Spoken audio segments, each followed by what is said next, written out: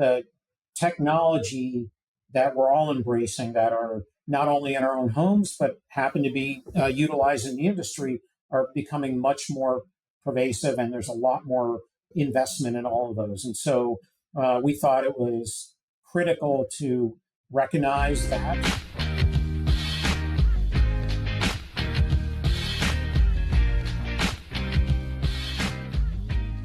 Whether you're developing a new student housing community or acquiring an existing one, fast and reliable internet isn't a luxury, it's a necessity. But when it comes to serving college students, standard telco providers often fall short on both performance and support. Don't risk a frustrating experience for you and your residents. Choose Campus Technologies, a provider with nearly 25 years of expertise in delivering top-tier internet infrastructure and exceptional customer service for student housing nationwide. Beyond high-speed wired and wireless internet, Campus Technologies also offers managed IT services to keep your property management team running smoothly at their properties. Even if you're not currently in the market for a provider, you need to know the best practices for upgrading your property's internet infrastructure. Download their latest white paper today. You can find the link in the show notes or visit campustechnologies.com.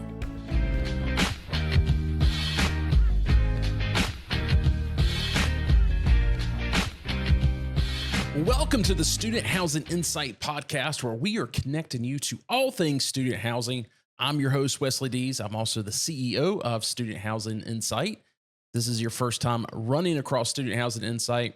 We're a platform for off-campus student housing professionals to network and share ideas as well as data. You can find out more about our platform at studenthousinginsight.com. Again, that's studenthousinginsight.com. And in addition to the podcast, we also host the industry's monthly webinar for the U.S. called Shop Talk. SHOP stands for Student Housing Operations. So each month we provide a legislative and policy update from NMHC that is impacting our industry. And then Shop Talk also provides a monthly overview of pre-leasing data, both on a national and a regional basis, and along with a panel of operators who provide their on-the-ground observations of what's happening from a pre-leasing standpoint. Then we typically provide a topic of the month as well. So it's a lot of great information. And if you're involved in any way with operations of student housing in the U.S., be it as an owner or an operator, or even a supplier or a vendor to the space, you should be registered to receive our monthly invites for Shop Talk. You can register to receive those, as well as review prior Shop Talk webinars by going to shoptalk.info. Again, that's shoptalk.info, not .com, but shoptalk.info. We'll also provide that link, as well as all the other resources that we talk about on this podcast, in the show notes. So make sure that you look for those. Well, hey, it is that time of the year where we, once again, we want to preview the fall conference lineup for the student housing industry. You know, the longest running student housing event is actually hosted each fall by the National Multifamily Housing Council. This year, the conference is being held in Scottsdale, Arizona on October 20th through the 22nd. And I got to say, what I really love about this conference is just how intentional NMHC is for bringing tangible information that both owners and operators can really use to better understand the, kind of the economic forces and, of course, the legislative policies that are going to be impacting our industry, in the near future. And so if you are on the ownership or certainly the development side and certainly the management side of our industry, this is a must-attend event for you. Early in September, I sit down with Dave Borsos and Matthew Berger from NMHC to really just kind of talk about some of the topics that they've got planned for this year's conference, as well as their annual OpTech conference that they hold in November of each year. Let's go to that interview right now.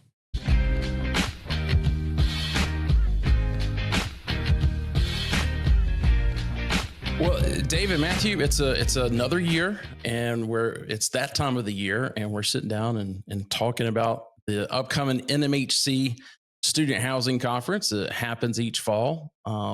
Last couple of years, it's been in Vegas. We're now going to be in Scottsdale, and I like to remind everybody this is the longest running student housing conference that's out there. You guys, I don't even know what. Do you guys remember what year this is? Pretty sure it's the 21st. 21st. You can Congratulations. only imagine the few number of people who were at the first one, and think about an office that you have somewhere that you sat in that holds 10 people was probably that big. It was because I can tell you that the company I was with at the time was there, and that was the feedback. So, and we all looked at each other and said, what are we going to talk about? We feel like this is proprietary information.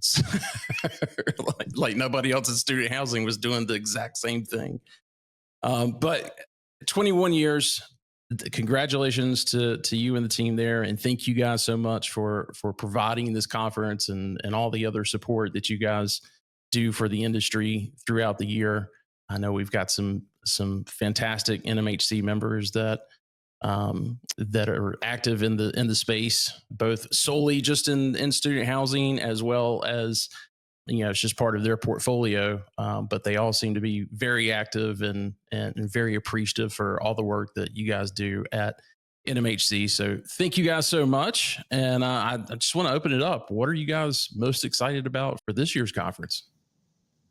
Well, first of all, Wes, thanks for having us. You do such a great job on Shop Talk and really making sure the industry's information needs are met and that folks are well connected. So it's just a real pleasure to be with you and to work with you for so many years.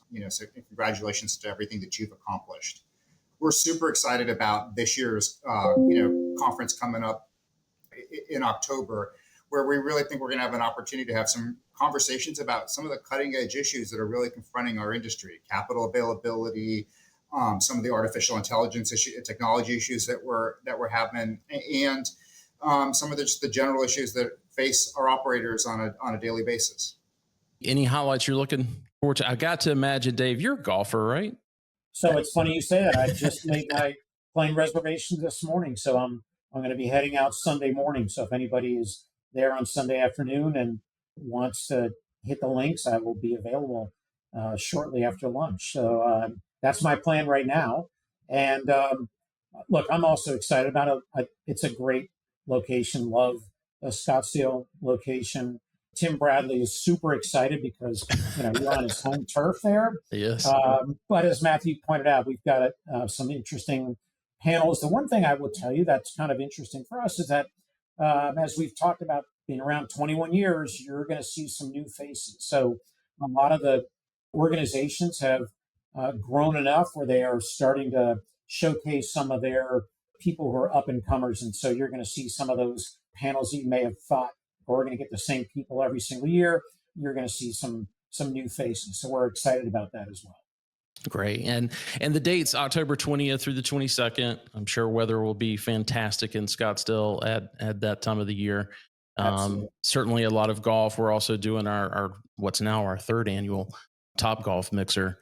And this year is to support the College Student Mental Wellness Coalition. So we'll definitely put some information about that in the show notes for everyone to take a look at. But yeah, excited to see you guys. I think it was probably Interface back in April was the last time I saw you guys. So yeah.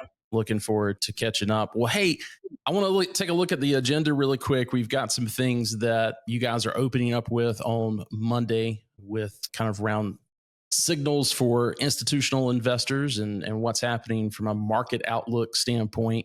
That first one, that's the title of it, Signals for Institutional Investors. I'm just kind of curious, what are the key economic signals for student housing stakeholders that they should be watching as we close out 2025? I think we always use the conventional market as kind of the bellwether to evaluate what returns look like, et cetera. Yeah. And on the multifamily sector, rents after a significant amount of run up a number of years ago hit a little bit of a plateau, and you've also seen some downward trend depending on what cities you're in. A lot of people who are in the student housing industry certainly saw that on the conventional side in Austin, right? In the student, we've actually been able to continue some of that rent growth positive, not super crazy like some of the conventional side was, but the outlook remains strong. I think there, and we'll talk a little bit about this in a little bit later. Some of the international questions are out there. Some of the how do you finance your education questions are out there. But in general, the core sectors where everybody invests in are still strong performance, great lease up. A number of places that hit 100% lease up for this fall are showing very strong pre-leasing numbers early on, even for next year. So I think we're still very optimistic about the industry in general, and especially in those core markets where the majority of the investments occur. So I'm kind of curious, what's the over under that by the time we get to this conference, the Fed's cut rates by then? I actually think there's a pretty good chance, right? I mean, if you looked at, the most recent uh, conference that the Fed hosted, clearly Powell gave an indication that, some of the economic numbers they were tracking, were certainly making it a stronger case for cutting rates. So I'm not going to make any comments about, the current discussions around removals or additions of people in the Federal Reserve. But even without that noise, I do think that they're positioning themselves to do a rate cut. So good. I would give it it's definitely over 50% for me in terms of getting a rate cut before the conference. Great. Well, hey, let's talk about what's happening on Tuesday. I was glad to see that in the agenda you guys took Bill Bayless's recommendation last year that you guys take the session that's labeled, I think you guys call it the View from Washington, and not put it at the end of the first day because the room was kind of empty in Vegas last year by the time we got there. And it was a lot of fantastic information. I know this session is generally well attended and there's just really great information, but I wanted to give folks a preview. What is it that, from a policy and regulatory basis that could have the greatest impact on student housing in the next year? So I think it's a great question. And, one of the things we'll be talking about is what Congress already did, because on July 4th, the president signed into law some fairly significant tax reconciliation legislation that will have a tremendous impact on our industry, in the sense that the legislation that was enacted extends and makes permanent, really, a lot of the tax provisions that were set to expire at the end of this year that were first enacted in 2017. These deal with tax rates, the 20% deduction for qualified business income. It enhances and makes permanent the estate tax exclusion.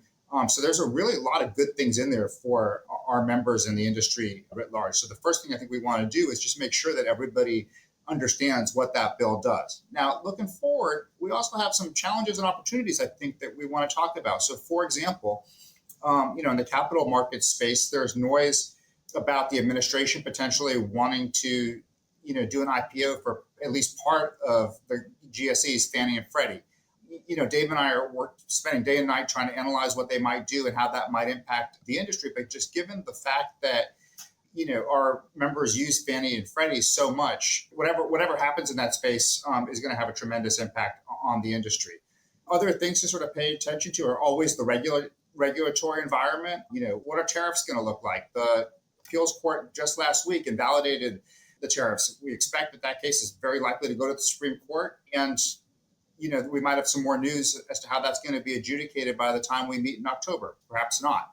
But it's sort of those kinds of things that, we really pay attention to here in DC and try to figure out how that's going to impact the industry. Well, I know, kind of sticking, along the theme of policy, Dave, we've had a lot of discussions on Shop Talk this past year regarding international students and some of the things that were going on with changes in the visa process. And it's honestly been hard to get anybody, from the sector to really talk about it because so much has been in the air. But you guys put out a fantastic report back in March, kind of highlighting some of the things that that is being discussed and what, potential impact it could have. It's out on the NMHC website, completely free. So, if folks don't know what's going on with international students, go check that out. And it's under the reports tab. But you guys are going to be building on that discussion with the session at the conference, and so looking forward to that. But I'm a little curious, beyond student housing, how is the shifting migration policies and the global tensions shaping long-term housing demand in the U.S.? Are you guys got your ear to that? Are you hearing a lot of things? I think it's probably still a little early to kind of figure out whether there's an impact, as you asked about, on kind of long-term housing needs and demand. We're still kind of in, I'll call the early innings of all of this going on. And I do think that some of that may shift from one administration to the next. So all these things make it more difficult to say, what's the multi-year impact on some of these. Look, I think everybody would argue that the country needs, skilled workers. We need a certain amount of workers. What the right balance is or how that process works remains to be seen. But I think for our conference, as you mentioned, we are building on that. So Bonard, that we hired to do that piece for us, we thought it was a really eye-opening and very insightful piece for the industry.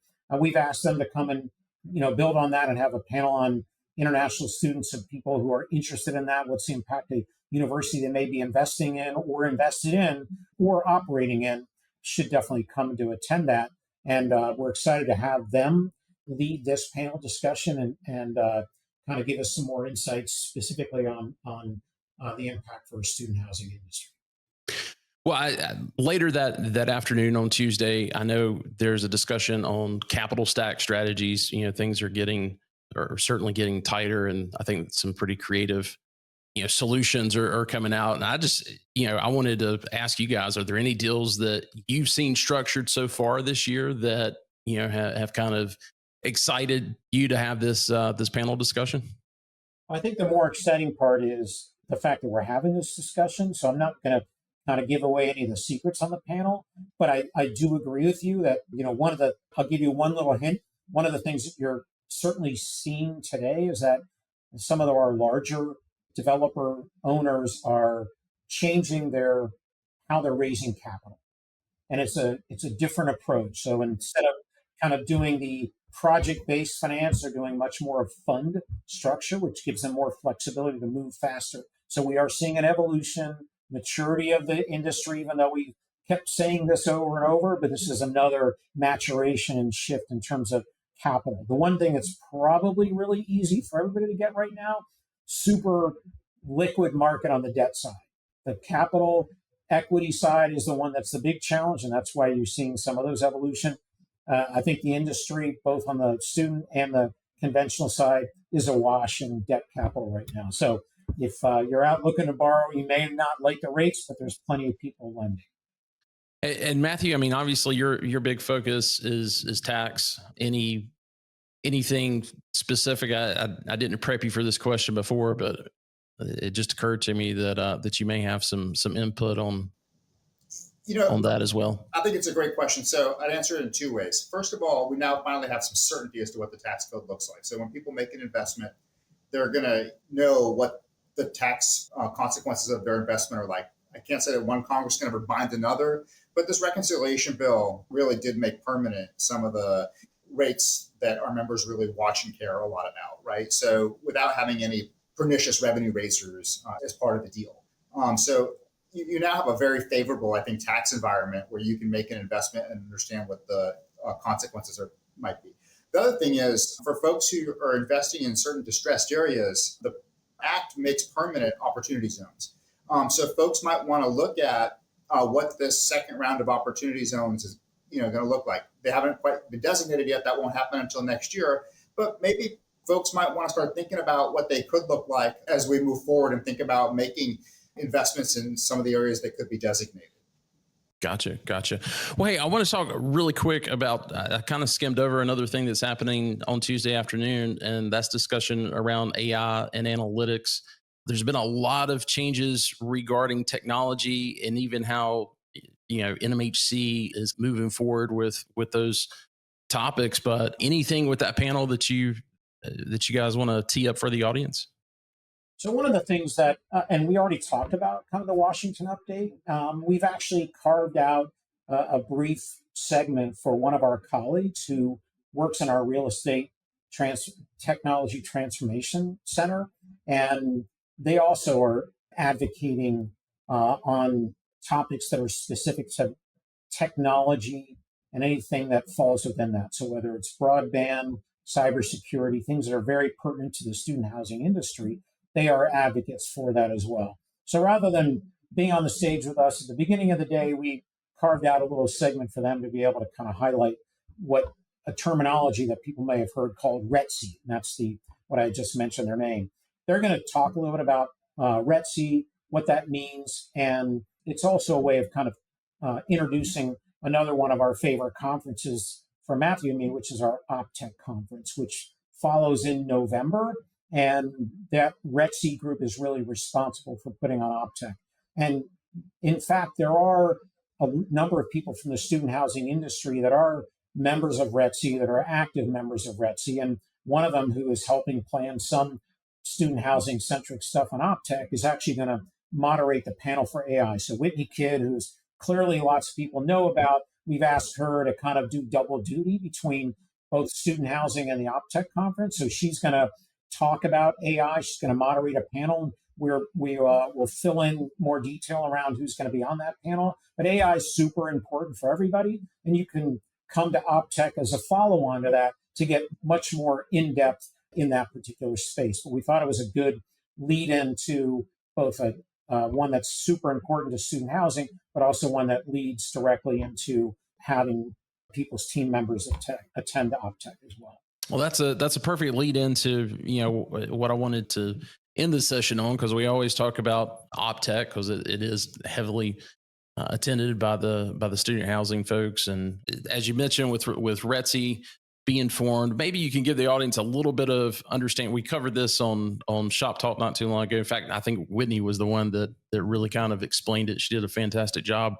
Maybe you can explain to the audience a little bit the reason for doing that and how that's going to impact OpTech this year, because it's not open to non-members this year. You have to be a RETTC member in order to attend, correct? The industry has always been a bit of a leader. Student housing industry has always been a bit of a leader from a technology perspective. Some things on the conventional side are catching up as well. But in general, the technology that we're all embracing that are not only in our own homes, but happen to be utilized in the industry are becoming much more pervasive, and there's a lot more investment in all of those. And so we thought it was critical to recognize that, to carve out and create an entity which is an affiliate of NMHC, and one to highlight that. But also, it's not just simply an OpTech conference and the other things they put on, it is advocacy. And as I mentioned before, there are a lot of topics that are not just conventional. They are very important to the student housing industry. So, I think if people believe that they're completely different from conventional, that's really not the case. There's a lot of very common overlap of issues that are pertinent to both student housing and that. So I do think it's kind of technology is a case for being good for the industry, good for the residents. And so that's really kind of the main reason why we decided to create this affiliated entity. Yeah, the way I like to describe it, Wes, is that you're trying to figure out how you can leverage all this new technology to help solve some of the biggest business issues that our members face. On the conventional side, for example, how can you leverage technology to really get at some of the housing supply and affordability challenges that we have? In the student space, it might be, how can you make sure that our residents have the most cutting edge technology, available to them as they pursue their studies? Yeah. So, everything I've read, about RETTC, I mean, what I'm excited about in regards to it seems to really be building this community around technology. And, it probably does kind of need to be its own, not its own separate thing, obviously closely affiliated with everything that you guys are doing, but it's nice to have that for those that are focused so much on technology, because it's taking over everything that we're doing in this industry at this point. And glad you guys made the decision to spin that off, because I think that is going to be very important for the industry moving forward. Well, hey, I want to talk a little bit about who's speaking at OpTech, because you've got some pretty big hitters that are going to be keynote speakers there. But we didn't talk about the keynote speaker for NMHC Student Housing Conference, which is equally as big. And I want you guys to talk a little bit about that, if you would. Yeah. So look, on that first day, we always have an executive insight panel. So they're going to provide a lot of insights as it pertains to the student housing industry, right? We've done this for a number of years, and so I think you're going to get a lot of insights from the student housing perspective. Following on to that is a really interesting speaker, John Satilides, who's going to talk about global geopolitical risk and what are the impacts going on around the world that may have an impact domestically on our economy and influencing a lot of different things within the United States, but also globally as well. Super insightful, a little scary at times in terms of things to think about, but he's going to make you think about a lot of these impacts that you may not have been on your radar when you thought about them after. You're going to think about them after he's finished his discussion. Don't miss this conversation. And that's going to be on the opening day on Monday. That is correct? On the opening day. Right. Yeah. I know he's had, reading his background, I know there's a background with national security, and yeah, it's one of those you read his bio and it's like, is he going to scare me, or is he going to prepare me? So, looking forward. It's possibly a little bit of both. That's sometimes we need to be a little on edge. Well, hey, let's talk a little bit about the keynote speakers that you have scheduled for OpTech. Kara Swisher, who I've recently found her podcast and listened to it typically on Saturdays when I'm mowing the yards. You guys want to talk a little bit about her and Nathan? I'm not sure how much we can offer. It's not a conference that we helped put together. I mean, clearly, I think Kara, in terms of what we've been previewed internally, is insightful person, much like yourself in the media, who hosts a podcast, has certainly been plugged in and obviously has a lot of good insights in our conversations. Nathan Lacharzik is a co-founder and chief strategy officer for Airbnb. And, look, we all know Airbnb. And I think it's going to be an interesting conversation in terms of how they started with an idea, what their challenges were, how they were ultimately successful. And if you kind of think about technology, entrepreneurs, how people get ideas and make them successful, I think you will likely get some good insights and some good stories from Nathan. Well, I'm looking forward to it, and again, that's in Vegas this year, and I believe the date's November 11th is the start date, if I'm not mistaken. So it's the week after that. It's November 17th. Yeah, November 17th through 19th. Yeah, so people can hang out there for the following week and stay there for Thanksgiving if they really like Vegas. That's right around race time as well, isn't it? It is. No, that'll be fun. Yep. Guys, thanks so much. Again, thanks for all the work that you do for the industry. Thanks for all the help that you've given me this past couple of years on Shop Talk. We've got Shop Talk coming up on September 11th, which is probably about the same time this podcast is coming out. And then we've got one more, I think it's October 9th before we get to NMHC. So I'm sure I'll be asking you guys for some updates as we get closer and closer. But again, thanks so much for everything that you guys do, and we'll see you soon. Thanks, Wes. Thanks, Wes. Take care.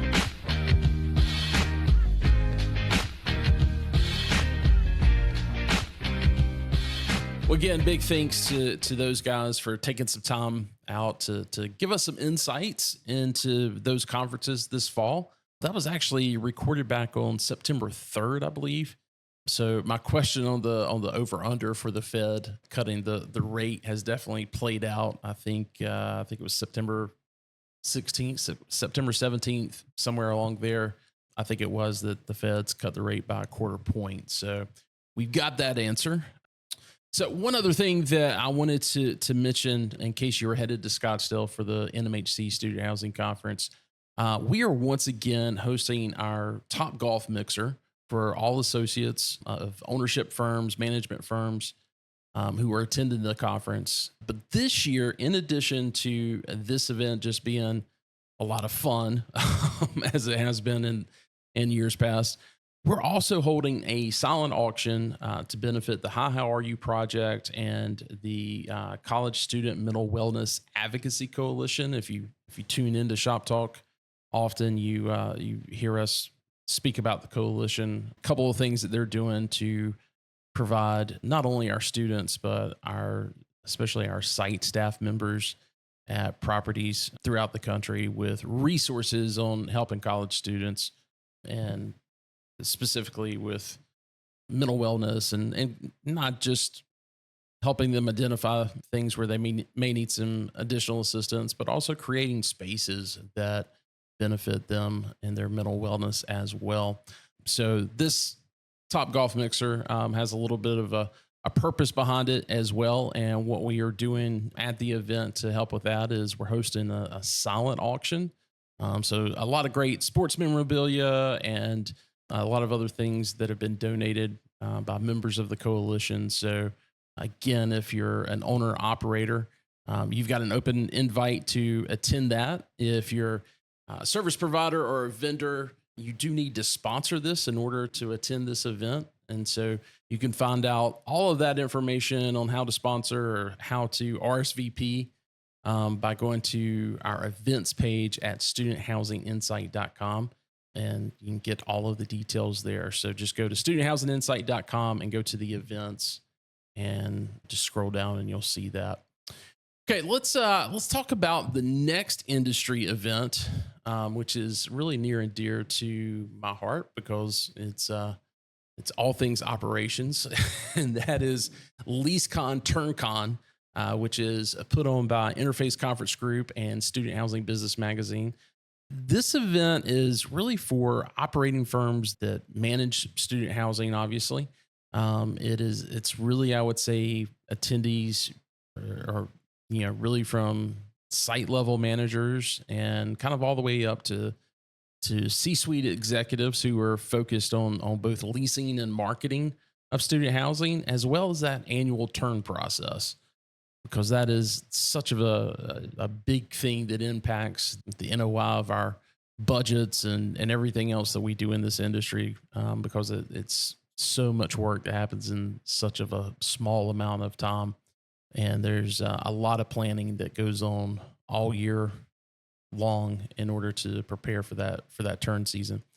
But this year's conference is being held December 8th and 9th and will once again be held here in Charlotte, just in my backyard. And the venue is going to be the Hilton Uptown in Charlotte.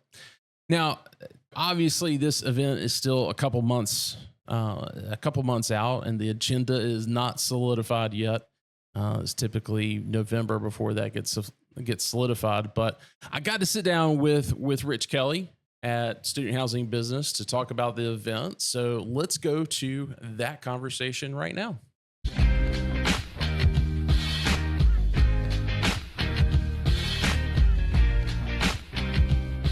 Well, Rich, it's that time of the year again. We're talking about all the fall conferences, and it's kind of amazing. I was looking at LinkedIn this morning, and everybody was kind of posting their schedule of where they're going to be for the next 4 to 6 weeks with all the conferences that are going on in the industry, but just in general. I think this is a big conference season for all industries. You guys you're here to talk about LeaseCon+TurnCon, but I know you guys at Interface have a lot on the docket for the next few weeks as well, correct? We do, yeah. I mean, with all the different asset classes that we focus on, it's I know it's busy industry-wise as well. I'm certainly looking forward to going out to NMHC, seeing David, Matthew, and everybody else at that event, which I always enjoy going to because I get to sit and listen to the sessions and chat with people, and I don't have to worry about how many breakfasts are being served and if we've run out of coffee. So I'm looking forward to that. But yeah, LeaseCon+TurnCon coming up in December, basically kind of the same time frame that we were last year. So it's not the first week after Thanksgiving, it's the beginning of the second week. Still trying to keep it as far away from Christmas and things as we can. Monday afternoon start with roundtables, featured presentation, the regional leasing roundtables that we introduced last year that people really liked, and then full day on Tuesday, December 9th. Yeah, we've already, the ambassadors have already started corresponding with you on what's happening or what they would like to see happen from a topic standpoint. They've always been really great the past couple of years of giving me ideas to pass on to you. So it was great back in July. You actually joined us for that brainstorming session, and appreciate you doing that. And I think that's going to lead to some great content for sure. Really quick, what's the date? December 8th and 9th in Charlotte. Once again, we could talk a little bit more about venue if you want to, but I just want to make sure that since we're covering this pretty early on, I'm sure there's probably a early bird rate and a drop dead date for that. So anything there that you could share? Yeah, the early bird date, we've got plenty of time. It's actually Halloween is the deadline, October 31st. So you could save, what is it, about $80 if you register at that early bird rate by 10/31. The other thing I'd like to impress upon the folks listening to this is, as we've done every year, we really, really want to get firms and companies, especially owners and operators, to send as many of their teams as they can. So we will incentivize that through a reduced rate structure. But in an ideal scenario, a firm is sending like 5 or 6 people, maybe 2 people or 3 people at the corporate level, maybe a regional or 2, and then maybe some folks in the field who have done really well. And this might be like a perk or a nice reward for their efforts to come to an industry event. So it's great when we can get companies to really bring along a strong team. And I think those folks really enjoy it. And it really adds a lot of excitement and energy to the event. Yeah, and I would say, when it comes to site level, I mean, look, there's obviously a lot of things that has to go in when you're deciding to send a site level employee. The content is really kind of designed for regional manager and up, but I think LeaseCon+TurnCon is a great event to send a site level person to kind of get their first kind of exposure outside of the company to understand, what all is going on in the industry as a whole, who the players are, and what it kind of what it's going to take to kind of go to that next level of things they're going to have to think about in that regional manager role or regional facilities role. I think it's a great opportunity for them to be exposed to that. So, anything else special with LeaseCon+TurnCon you want to talk about? Well, I mean, what you just mentioned is actually a great segue to the scholarship that, you and SHI and the ambassadors, as well as other folks in the industry, are supporting. And I thought it might be, maybe you can just elaborate for everyone listening, like just what that scholarship's about and the deadlines for that and what the theory behind it is. Yeah, this year, we decided that we wanted to, make an opportunity for a few folks that, maybe they're on site and they've got, budget pressures on them. It's at the end of the year. So if they didn't put some continuing education, in their budget for fourth quarter, it may be a little hard for them to go. And so we really wanted some of those folks that were certainly deserving of it to have an opportunity to go. So we are doing a scholarship program. Folks can apply for that in our at our website at studenthousinginsight.com. And in fact, I'll bring that up here really quick on our screen. So yeah, when you go to our website, you'll see there at the top, you'll see the scholarships that we're awarding. It's a total of 3. It may not be you that is necessarily looking to get the scholarship. Maybe you've got a colleague that you want to nominate that has really stood out in their performance this past year. You can nominate them as well. So go check that out at studenthousinginsight.com. Also, while I've got this up, you can always go to our events page and you'll see everything in the industry that's coming up, regardless if it's something Student Housing Insight's doing or if it's something we've got both BizNow and NMHC as well as LeaseCon+TurnCon already up there. So anything going on in the industry, we try to put it on that calendar. So if you're on the website and you're wanting to see what's ahead, make sure that you go to the events tab. Well, hey, I appreciate the time that you've given us, Rich. Anything else that I know you've got the Ops Exchange that's coming up next week from when we are recording this. So this will probably come out about the same time you guys are down in Savannah. But I know that you guys do an Ops Exchange and I think a Developers Exchange. Might be good to let folks know about that, and so they could put it in their budgets for next year. And then also any kind of preview you want to give us on dates and things for Interface coming up next year? Sure. So the Operations Exchange and our Development Exchange they're very small events, usually 25, 30 people. So it's 12 developers or 12 owners and a similar number of sponsors who come from the service provider or vendor ranks in the space. And it's kind of, 48 hours of relationship building and networking. And if anyone's interested in learning more, please reach out to me. Happy to chat with you about that. Interface Student Housing dates for next year, March 30 through April 2. So on the earlier side, for sure, earlier than I would like in many regards, but we can only do it when the hotel says we can do it. So March 30 through April 2. And just going back to LeaseCon and TurnCon, circling back to that for 1 minute, a very interesting leasing season that the industry just finished up. Started off strong, got a little slow for a bit, and people were hoping for the big finish, and I'm not sure that the big finish arrived for everybody. So I think it's going to be really interesting to talk about, where occupancy wound up, where rental rates wound up, where some of these students that everyone was waiting to appear in the spring or the summer didn't seem to appear. So I don't know whether they found other places to live. Maybe some were international students that weren't able to get back. But I think it's going to give a lot of interesting food for thought and discussion at LeaseCon+TurnCon. So I'm excited about that. Yeah, we're sitting here recording this on September 10th. Tomorrow we've got our first shop talk that's since July, because we take August off with shop talk. And so I was on the prelim meeting yesterday with our panelists, and while both of the panelists, their firms did pretty well, it's definitely a return to like a 2019, quite honestly, as far as releasing velocity and where occupancy ended up, and kind of the year over year. I would say the year over year rents were a little bit better for at least those two firms, but it's definitely well. People did well, but maybe not as well as the last couple of years. And that obviously has great implications for the rent roll and for the success of a property that given year. But it also has, really big implications for a lot of other aspects of the business, like the investment market and the development side of things, because a lot of those decisions are predicated on, where occupancies are when a new school year starts and where rent rolls are. And so it'll be interesting to see that there'll be a lot of, I think, far-reaching implications in all this. Not necessarily bad or anything, but just interesting to think about and talk about. Yeah, I mean, I think we've talked about this quite a bit on Shop Talk this past year too. I need to get an updated number from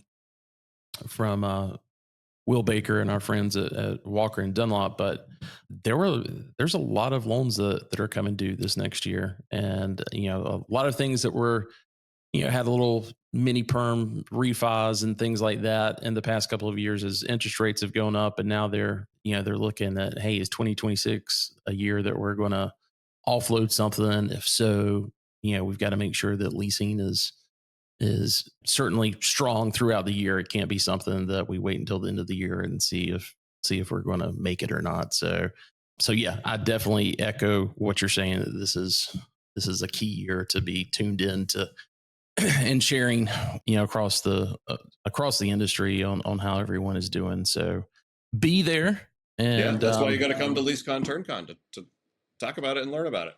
Yeah. So definitely be there. And Rich, I'm looking forward to seeing you in Scottsdale. We've got our Top Golf mixer that we're doing on that Tuesday night to benefit the Mental Wellness Coalition for the industry, and certainly an open invite to your team to be there. I'll bring my golf glove. They supply you the golf clubs, but you're welcome to bring up. No, my glove. I'll bring my glove, not my. Your glove. Oh yeah, no, I'm serious, Wes. I might even bring my spikes. I might bring my spikes out too.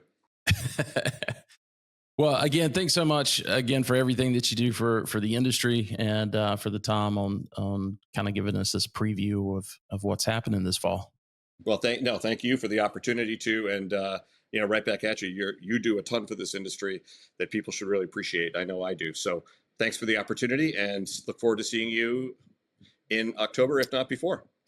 All right, fantastic. Thanks. Thanks, Wes.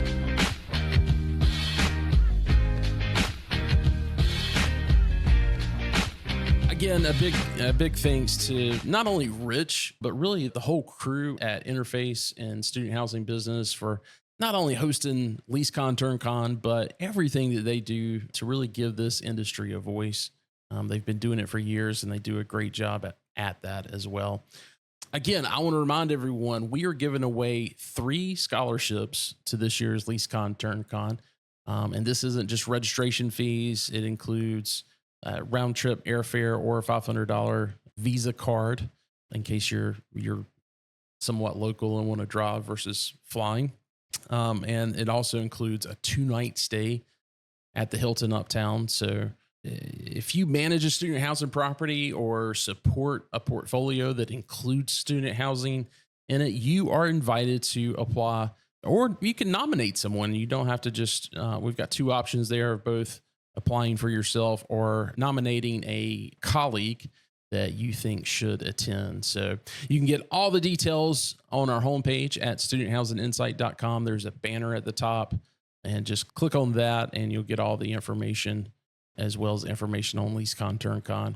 I believe the deadline for applying is October 15th, but we may extend that to the end of October in case you are listening to this after the 15th. So just go check that out on the website. Well, guys, that does it for this episode. Thanks again to our sponsor, Campus Technologies.